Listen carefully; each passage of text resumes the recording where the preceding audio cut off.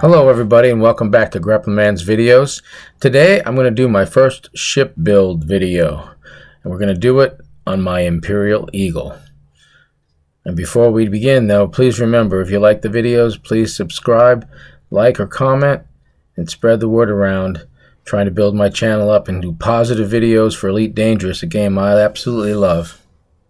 Okay everyone, I'd like to introduce you to the Tomahawk, my Imperial Eagle. Now, most people wouldn't use an Eagle in Elite Dangerous for very much, but what I've found to be true in Odyssey is speed and smallness is advantageous to the ground missions. Even though it's a small ship, it's a beautiful ship. It looks like it's ready to fight you, and it's a pleasure to fly. So let's see what we got inside. So I'll start with the core. You can see it has your basic lightweight alloy. I haven't really engineered it much. I could. Power plant is a 3A power plant with an overcharge modification. However, the modification is very small in terms of grade. Now the big thing is I wanted enhanced performance thrusters here with dirty drives, and once I get a little bit more engineering material I'll increase this, but right now it's very fast. Okay, obviously a long frame shift drive and life support in case you get hit while you're out there and a canopy breaks and you need to get back. And sensors are lightweight and fuel tank as normal. Moving on from there, I go to the utility mounts. I just put a single shield booster up on there just to have it. Not that the shielding is anything necessarily that important. I'm not fighting in this ship. I did put a 3A shield generator with thermal resistant shields, and I did modify that as much as I could. Got a planetary vehicle hangar, and in that hangar I have a Scorpion.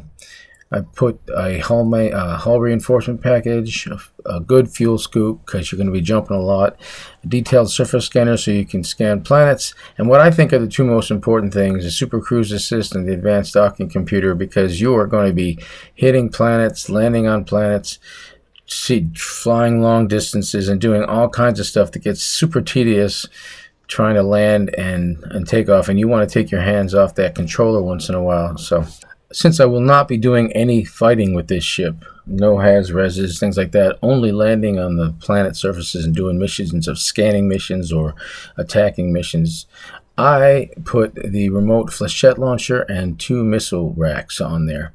Now both the missile racks are high capacity and they have modifications on them in case I do have to shoot my way out against a ship someplace. I've got penetrating munitions and thermal cascade on them, but I use the flechette because in some regard, if you use missiles on a ground target at a when you're trying to salvage something, it can destroy what you're trying to salvage.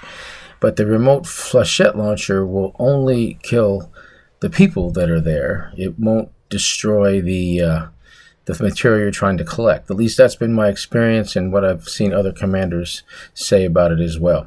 So you might want to try it. Of course, you do have to do some technology brokers to get it opened up, but I opened it up early in the game. Remember, I was starting from scratch here, so I'm trying to play this game like a new player. Okay, let's see what it can do. So close to the surface, you can see here that with no pips to engines, my cruising speed's about 295-ish meters per second or miles per hour, whatever the gauge is here. Now, if I boost, you can see that I can get up to about 240 or 540 something for a short instance. Now, I'm going to let it hit the ground here a second so you can see that in case you're going fast and you hit a wall of a canyon, the shields still hold up pretty well. I lost about half my shields going pretty fast. The next thing I thought I'd do would be to try and boost repeatedly to see how long it takes for the distributor to recharge, to see how long I can sustain this speed. You know, if you're fighting against a pretty well armored large ship and your weapons are like rubber bands to them, then getting away is your only option, and so speed is the best thing you can have, but repeatedly boosting can get you out of trouble. So let's see how that goes. Okay, so here I go.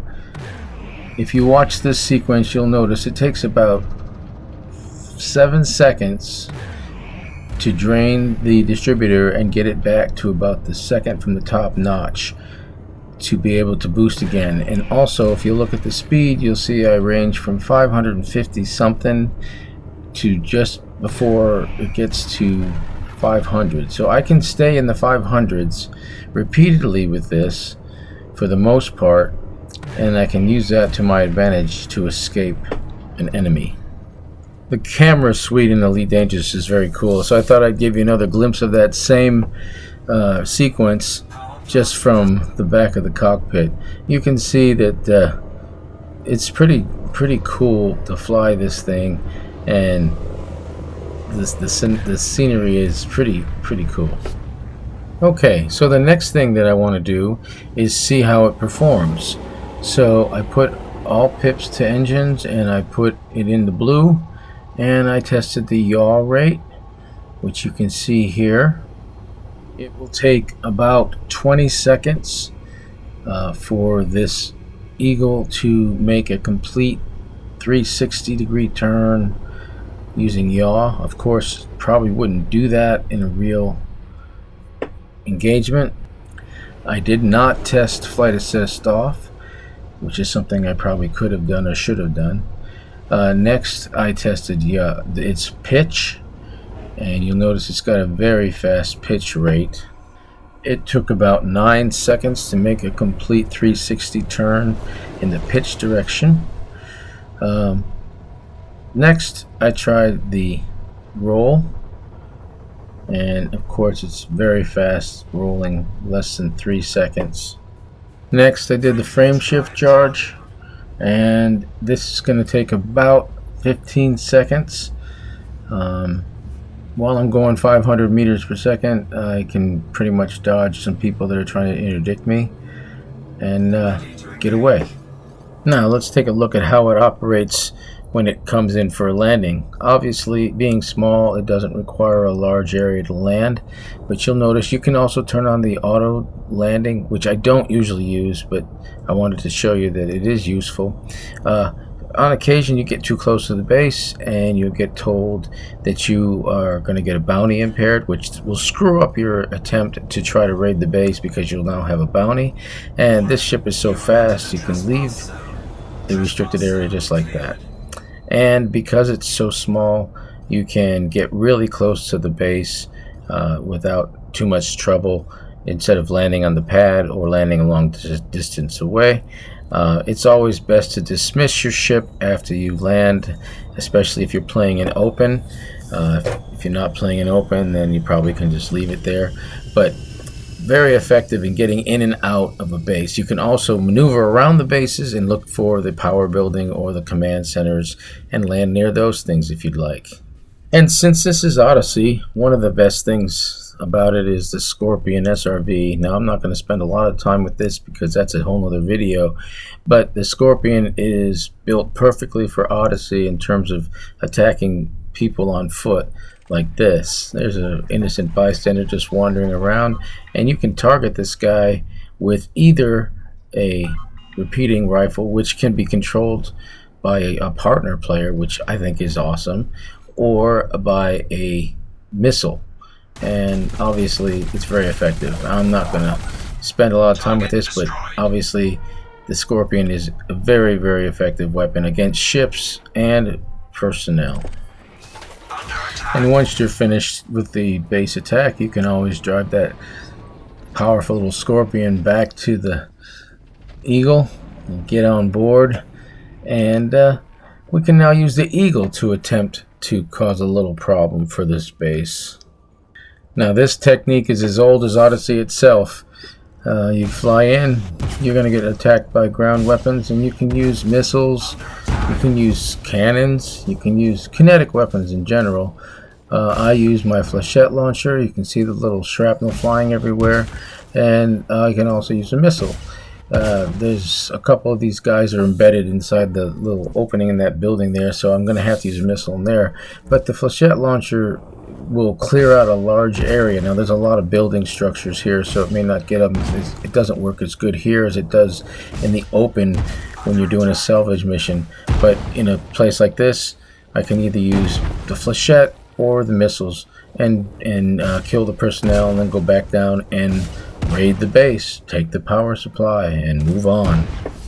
Well, that's it for my Imperial Eagle video. I hope you all enjoyed it. You might want to give yourself a try. Now, it's got some disadvantages. I don't have a cargo scoop on here. I'm not going to be able to pick up cargo with this. I'm not going to be able to fight in the Haz-Res generally. But this is my jump ship from going place to place and getting myself out of trouble and doing my Odyssey on foot missions. Now, I also have a courier, and I also have a Diamondback Explorer, and also a Dolphin that was once recommended very early on by Down to Earth Astronomy.